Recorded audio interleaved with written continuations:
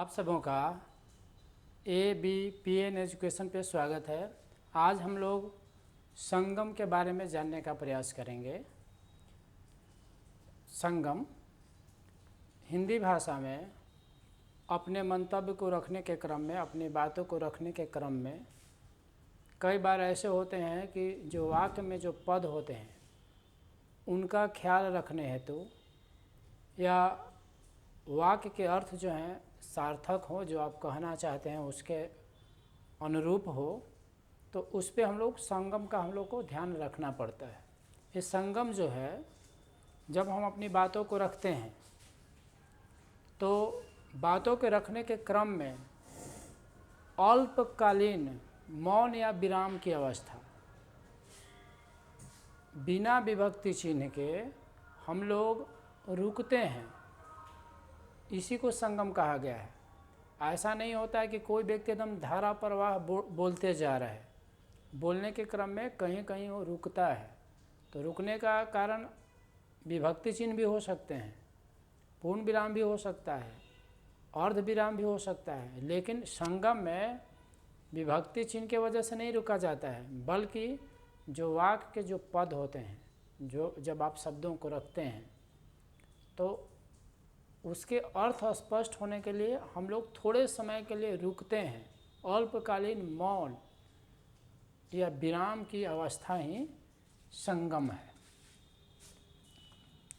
ठीक है, तो ये संगम तो हम जान गए कि बोलने के क्रम में अल्पकालीन मौन या विराम की अवस्था संगम।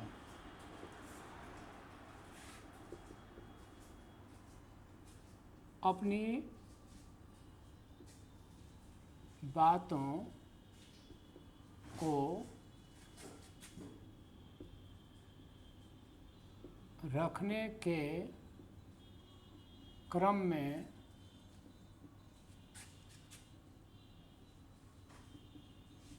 बिना विभक्ति चिन्ह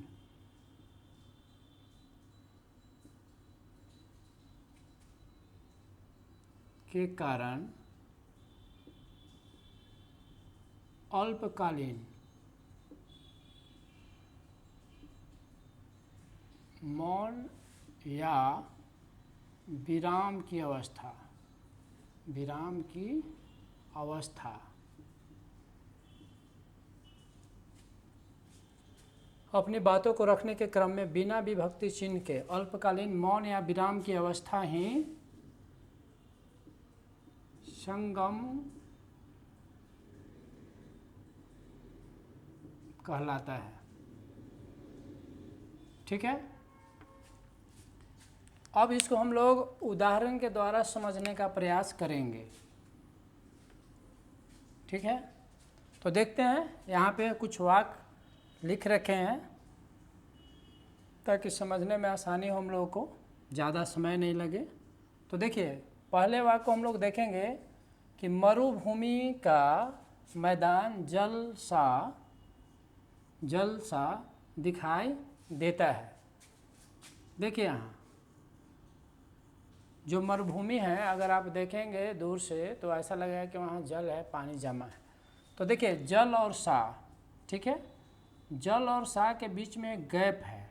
गैप कहने का अर्थ जल सा, तो थोड़ा मौन हो रहे हैं अल्पकालीन, इसके बीच में कोई विभक्ति चिन्ह नहीं है। ठीक है, विराम चिन्ह नहीं है, ये जो हम लोग देते हैं, विराम चिन्ह भी कर सकते हैं, हम लोग देते हैं विराम चिन्ह।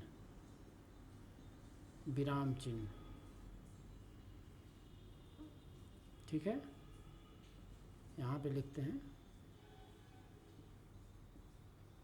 ये, यहाँ पे कोई विराम चिन्ह नहीं है।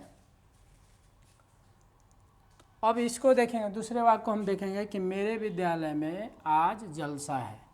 देखिए, ये दोनों को देखिए, इन दोनों वाक्य को देखिए, शब्द को देखिए, ये दो अलग अलग वाक्य हैं। इसमें आप ये दोनों शब्दों को देखें। यहाँ पर ये पद है। वाक्य में जब ये शामिल हो गया तो शब्द नहीं है बल्कि पद है। तो ये दोनों हम देख रहे हैं, इस पद को देखें, इस पद को देखें, इस पद को देखें।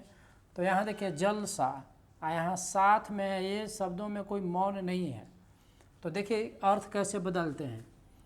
मरुभूमि का मैदान जल सा, तो जल बोलने के बाद थोड़ा रुक रहे हैं और तब सा बोल रहे हैं, दिखाई देता है, यानी कि लग रहा है कि तालाब है, पानी है वहाँ जमा है। यहाँ है कि मेरे विद्यालय में जलसा है, यहाँ मौन नहीं है, इसको अगर हम शामिल कर देंगे तो भी ये जलसा हो जाएगा, लेकिन रुक रहे हैं जलसा। और ये जलसा जो हो गया, ये जलसा का मतलब सभा, ठीक है, वो हो गया सभा, पार्टी, एक तरह से समझ लीजिए सभा है।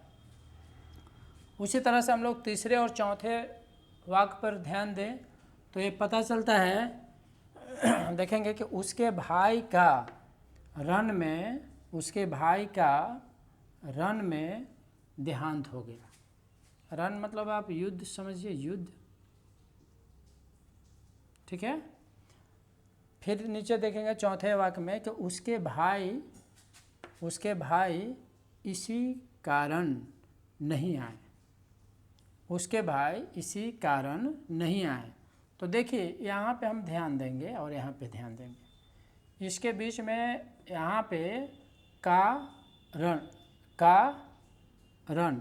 बोल के थोड़ा रुक रहे हैं, मौन हो रहे हैं, तब रन बोल रहे हैं। इसके बीच में कोई विभक्ति चिन्ह नहीं है और नहीं कोई विराम चिन्ह है, ठीक है। विराम चिन्ह जैसे कॉमा, पूर्ण विराम या और कुछ इस तरह से नहीं है, फिर भी हम रुक रहे हैं।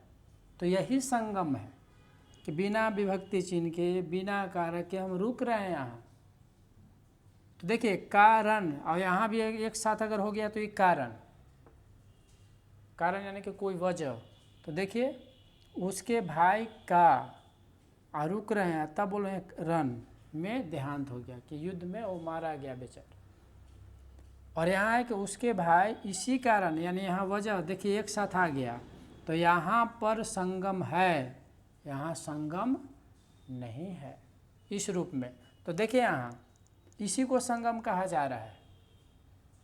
तो अर्थ कितने अंतर आ जा रहे हैं इसमें, आप देखें तो पदों के बीच में उनके अर्थ को स्पष्ट करने के लिए इस तरह के हम लोग विराम का सहारा लेते हैं, मौन का सहारा लेते हैं, ताकि हम अपनी बातों को जो कहना चाहते हैं वो कह सकें, रख सकें, ताकि आकर्षक लगे, प्रभावशाली हो, और हम जो कहना चाहते हैं वो अपने भाव के साथ कह सकें। तो इस वीडियो में इतना ही, मिलते हैं अगले वीडियो में, तब तक के लिए आप सबों को धन्यवाद।